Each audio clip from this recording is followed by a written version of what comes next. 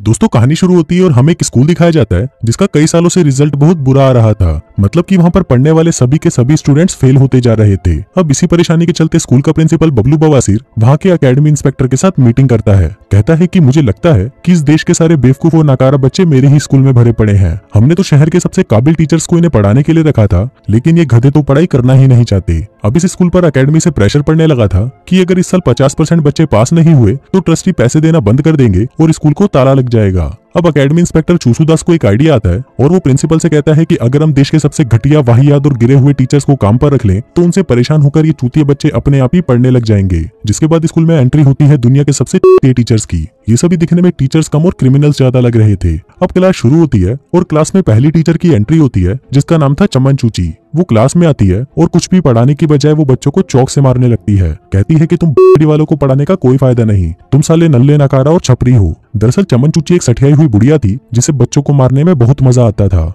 इसी दौरान क्लास में बेबी बारूद नाम का एक लड़का आता है जो कि हमेशा क्लास में लेट ही आता था, लेकिन इस बार वो लेट हुआ था चमन चूची की क्लास में, जिसके बदले में उसके ऊपर जानलेवा हमला किया जाता है। फिर टीचर उसे कहती है कि अब अगर तू मेरी क्लास में लेट आया तो मैं तेरे गोटे काट कर उन्हें क्लास के बाहर टांग दूंगी। इसके बाद क्लास में दूसरे टीचर की एंट्री होती है जिसका नाम था नल्लू नाकारा। जैसा कि उसके नाम से ही स्पष्ट था कि वो एक नंबर का आलसी और नाकारा टीचर था, जो कि पहले ही क्लास में 20 मिनट लेट पहुंचता है। जिसके बाद वो बचे हुए 10 मिनट वहीं कुर्सी लगाकर बैठ जाता है और बच्चों को अपने नाम के बारे में बताने लगता है। जिसके बाद वो गांजा फूकने के लिए बाहर जाता है और वापस कभी आता ही नहीं। इसके बाद हम आदिमानव नाम के उनके एक हिस्ट्री टीचर को देखते हैं जो कि गलती से किसी दूसरी क्लास में पहुंच जाता है जहां पर एक पटाखा सी जर्मन टीचर पढ़ा रही थी। अब आदिमानव उसे भी स्टूडेंट समझ लेता है और कहता है कि चुपचाप वहां पर जाकर बैठ जा। अब आदिमानव को नेपोलियन इतना ज्यादा पसंद था कि बाकी की हिस्ट्री गई मार बने, मैं तो सिर्फ नेपोलियन के बारे में ही पढ़ाऊंगा। अब कुछ देर तक उसकी बकचोदियां सहने के बाद वो जर्मन टीचर खड़ी होती है और उसे कहती है कि छड़ी के तू क्या नेपोलियन का दल्ला है। जिसके बाद वो उसे वहां से जाने को कहती है और कहती है कि इस क्लास की टीचर मैं हूँ। जिसको सुनकर आदिमानव काफी शर्मिंदा होता है और उससे माफी मांगता हुआ क्लास से बाहर चला जाता है। इसके बाद लंच हो जाता है और आदिमानव अभी भी उस जर्मन टीचर को ही देख रहा होता है। दरअसल अब उसे वो जर्मन टीचर पसंद आ गई थी और वो उसकी लेना चाहता था। फिर लंच के बाद होती है स्पोर्ट्स क्लास, जहाँ पर उनका स्पोर्ट्स टीचर नशा मुक्ति बच्चों को पेड़ों पर चढ़ने के लिए कहता है कि अगर तुम अभी इस पर चढ़ाई करना सीख गए तो आगे जाकर तुम किसी भी लड़की पर आसानी से चढ़ाई कर सकते हो। लेकिन जब इस दौरान काफी सारे बच्चों के पेड़ से गिरने पर गोटे फ्रैक्चर हो गए थे तो वो कहने लगता है कि अगर तुम्हें कुछ हासिल करना है तो अपने गोटों की कुर्बानी देनी ही पड़ेगी और तू लड़की के बालों पर झांटे कहां से उगा लाया। इसके बाद बारी आती है मेरी और सबकी favourite hot and sexy Maria Marwari की क्लास की, जिसे देखकर मेरे साथ साथ क्लास के सभी बच्चों का खड़ा हो जाता है। फिर जब वो पलटकर अपना पिछवाड़ा दिखाती है, ओह गॉड, एक बार दिला दे। इसी दौरान बेबी बारूद फिर से क्लास में लेट आता है और नई मैडम को देखकर कहता है कि भाई ये क्लास तो मेरी भी फेवरेट थी। लेकिन फिर अगली क्लास होती है फिलोसफी टीचर बदनाम बेवड़े की, जो कि वहां पर आते ही अपना कोट उतारकर एक बच्चे के सर पर डाल देता है और कहता है कि आज से ये चूतिया कोट हैंगर है। जिसके बाद वो फालतू की बिना सिर पैर वाली बातें करके वहां से चला जाता है। इसके बाद शुरू होती है केमिस्ट्री की क्लास, जहां पर इनका ये टीचर जिसका नाम चोमोस्टाइन होता है वो खुद को आइंस्टाइन का चूतिया समझता था। वो खुद को जीनियस दिखाने के चक्कर में वहां रखे सभी भांग भूसड़े को एक कर देता है, जिससे पूरे कमरे में झाग ही झाग फैल जाता है। फिर स्कूल खत्म होता है और हमारा आदिमानव जर्मन टीचर से मिलकर उससे एक बार फिर से माफी मांगता है। जिसके बाद वो उसे गोद में उठा लेता है और कहता है कि चलो डार्लिंग अभी मेरा मूड बन रहा है। लेकिन तभी उसके पास में खड़ी एक टीचर उसे गालियां देकर वहां से भगा देती है। अब ये सातों टीचर पूरे हफ्ते बच्चों को ऐसे ही उल्टे सीधे तरीकों से पढ़ाते थे, जिसके चलते बच्चों के पेरेंट्स स्कूल में शिकायत लेकर पहुंच जाते हैं। कोई कहता है कि केमिस्ट्री वाले टीचर ने मेरे बच्चे की झांटों में आग लगा दी, तो कोई कहता है कि उस स्पोर्ट्स टीचर ने मेरे बच्चे के पिछवाड़े की हड्डी तोड़ डाली। अभी सबसे तंग आकर प्रिंसिपल सीधा एकेडमी इंस्पेक्टर को कॉल लगाता है, लेकिन उस इंस्पेक्टर को स्कूल की कोई परवाह नहीं होती, बल्कि उसी ने ही तो प्रिंसिपल को स्कूल में घटिया टीचर्स लाने की सलाह दी थी।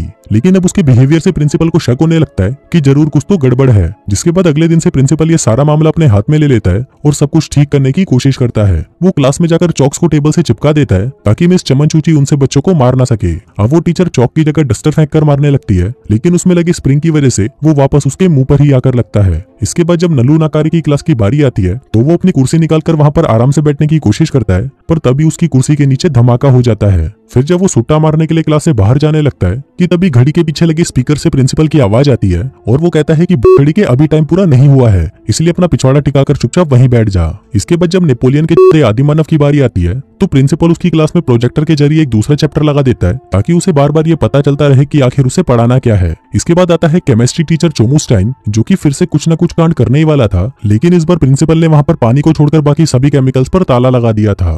फिर बारी मेरी फेवरेट टीचर मारिया मरवाली की आती है, जिसकी क्लास में अटेंडेंस हमेशा फुल ही रहती थी। लेकिन बच्चों का ध्यान अपने गोल पर नहीं बल्कि मारिया के होल पर होता था, जिसका तोड़ निकालने के लिए प्रिंसिपल ने क्लास में हीटर ही निकलवा दिया था ताकि मारिया मैडम पूरे कपड़े पहनकर आए और बच्चों का ध्यान वापस अपने गोल की तरफ चला जाए। वहीं आदिमानव अभी भी जर्मन टीचर को पटाने की कोशिशों में लगा हुआ था। तभी बाकी के टीचर उसे ज्ञान देते हैं कि जब भी वो उसके पास जाए तो वो उसे इग्नोर करने लगे और अगर उसने ऐसा कर दिया तो वो खुद ही उसके लिए घोड़ी बन जाएगी। अब आदिमानव उनकी बात मान जाता है और स्कूल के बाद अपने कपड़े उतारकर मस्त हीरो बनकर उसके सामने स्टाइल मारने लगता है, जिसके बाद वो उसे डेट पर चलने के लिए पूछता है, लेकिन जर्मन टीचर उसे साफ मना कर देती है। अब ऐसे ही काफी दिन बीत जाते हैं और साल खत्म होने को आता है। सभी टीचर काफी परेशान लग रहे थे क्योंकि प्रिंसिपल की वजह से वो अपने मन की नहीं कर पा रहे थे। फिर जब ऑफिसर यहाँ पर चेक करने आता है तो टीचर उसे बताने लगते हैं कि ये बड़ी वाला प्रिंसिपल हमें कुछ करने नहीं देता, जिसको सुनकर ऑफिसर कहता है कि ये प्रिंसिपल टीचर्स के मामले में कुछ ज्यादा ही उंगली कर रहा है, इसलिए अब टीचर्स को खुली छूट है, वो जो करना चाहे कर सकते हैं। अब तो उन टीचर्स की ऐश हो गई थी, जिसके बाद आदिमानव तो साला खुद नेपोलियन बनकर पूरी क्लास को उसका फैन बना लेता है। वहीं वो आलसी टीचर नल्लू नकारा तो क्लास में बेड ही बांध देता है और उस पर लेटकर एंजॉय करता है जैसे कि वो पढ़ाने नहीं बल्कि छुट्टियां बिताने आया हो।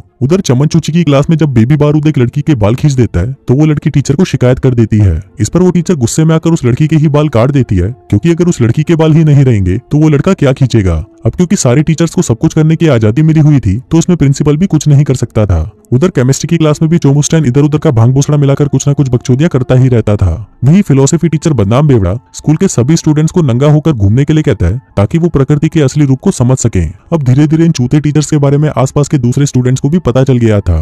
फिर जब उन्होंने देखा कि यहाँ पर एक हॉट एंड सेक्सी मैडम है, बम बनाने वाला एक केमिस्ट्री टीचर है और लड़कियों को नंगा घुमाने वाला एक फिलोसफी टीचर है, तो ये देखकर बाकी के स्टूडेंट्स भी छुप छुप कर इस स्कूल में आने लगे।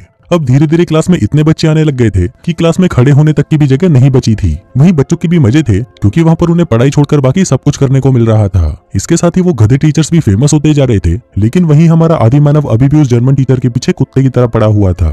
एक बार तो वो घोड़े पर राजकुमार बनकर उसे प्रपोज करने भी पहुंच जाता है, लेकिन उसका ये प्लान उल्टा पड़ जाता है क्योंकि वो घोड़ा अपने ऊपर गधे को बैठा देखकर वहां से भाग जाता है। अब कुछ ही देर में एग्जाम शुरू होने वाले थे, तब स्कूल के बाहर के बच्चों को अंदर आने से मना कर दिया जाता है। इसके बाद सभी बच्चों का एक मॉक टेस्ट लिया जाता है ताकि उनकी तैयारी के बारे में पता चल सके, लेकिन फिर जब इसका रिजल्ट आता है तो इस बार भी सारे के सारे बच्चे फेल हो जाते हैं। अब उन टीचर्स को समझ नहीं आ रहा होता कि इतनी अच्छी पढ़ाई कराने के बाद भी ये बच्चे फेल कैसे हो गए। तभी प्रिंसिपल गुस्से में एकेडमी इंस्पेक्टर पर ही बरस पड़ता है और कहता है कि तुम्हारे इस घटिया आइडिया के चलते हमारी हालत और भी बुरी हो गई है। तभी वो इंस्पेक्टर कहता है कि मैं तो कभी चाहता ही नहीं था कि इस स्कूल के बच्चे कभी पास भी हों, क्योंकि वो उस प्रिंसिपल को निकालकर खुद प्रिंसिपल बनना चाहता था। उसे पहले से ही पता था कि ये टीचर कुछ नहीं पढ़ाने वाले, इसलिए उसने जानबूझकर इन्हें ही काम पर रखा। इस दौरान हम देखते हैं कि आदिमानव इनकी सारी बातें छुपकर सुन लेता है और भागकर बाकी के टीचर्स को सब कुछ सच बता देता है। फिर जब उनको पता चलता है कि वो लोग फ्रांस के सबसे घटिया टीचर माने जाते हैं तो वो फैसला करते हैं कि अब वो सब कुछ ठीक कर देंगे। आदिमानव टेस्ट के पेपर्स चुराने का प्लान बनाता है ताकि सभी बच्चे चीटिंग करके पास हो जाएं, क्योंकि इतने से वक्त में तो वो उन्हें घंटा कुछ नहीं पढ़ा सकते थे।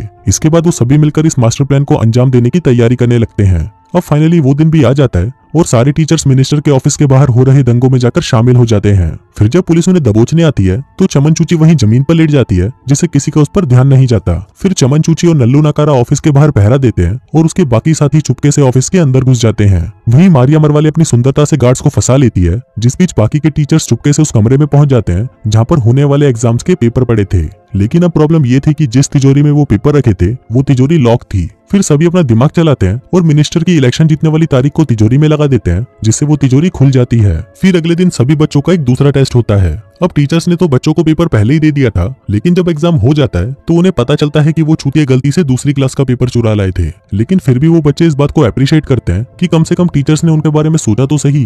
अब फाइनल एग्जाम होने में सिर्फ 2 ही हफ्ते बाकी थे और सभी बच्चों की फटकर 464 हुई पड़ी थी। वहीं डर के मारे आदिमानव प्रिंसिपल को अपना इस्तीफा दे देता है, क्योंकि अगर वो अपने पिछवाड़े का पूरा जोर भी लगा ले तब भी वो उन बच्चों को पास नहीं करा सकता। तभी वहाँ पर जर्मन टीचर आती है और उसे मोटिवेट करने लगती है। वो कहती है कि तुम्हें ऐसे हार नहीं माननी चाहिए, बल्कि नेपोलियन की तरह तुम्हें मुश्किलों का डटकर सामना करना चाहिए। अब उसकी बातें सुनकर आदिमानव को जोश आ जाता है, जिसके बाद वो स्कूल की छत पर जाता है और सभी टीचर्स और बच्चों को नेपोलियन की कहानी सुनाकर उन्हें पूरी मेहनत करने के लिए मोटिवेट करने लगता है। जिसके कुछ दिनों बाद फिलोसफी टीचर दारू पीकर बच्चों को पढ़ाने लगता है ताकि उसका दिमाग थोड़ा क्लियर रहे। वहीं चमन चूची की क्लास में सभी बच्चे हेलमेट पहनकर आते हैं ताकि किसी को कोई चोट ना लगे। वहीं अब नशा मुक्ति भी बच्चों को अच्छे से ट्रेनिंग कराने लग गया। फिर जब 3 महीने बाद उनके एग्जाम का रिजल्ट आता है तो सभी ये देखकर शॉक्ड हो जाते हैं कि इस बार 49% बच्चे पास हो गए थे, लेकिन क्योंकि उनका टारगेट 50% का था तो टीचर्स अभी भी यहाँ पर नाकामयाब रहे थे, जिसके चलते अब उन्हें ये स्कूल बंद करना होगा। उधर एकेडमी इंस्पेक्टर अपनी जीत को सेलिब्रेट कर रहा होता है, जिसके बाद वो अपने बॉस को अपने प्लान की सारी सच्चाई बता निकाल देता है। लेकिन इसी दौरान स्कूल में प्रिंसिपल को एक लेटर मिलता है जो कि सब कुछ बदल कर रख देता है। उसमें लिखा था कि क्योंकि बेबी बारूद स्कूल में लगातार फेल हो रहा था, इसलिए उसे स्कूल से निकाल दिया गया है।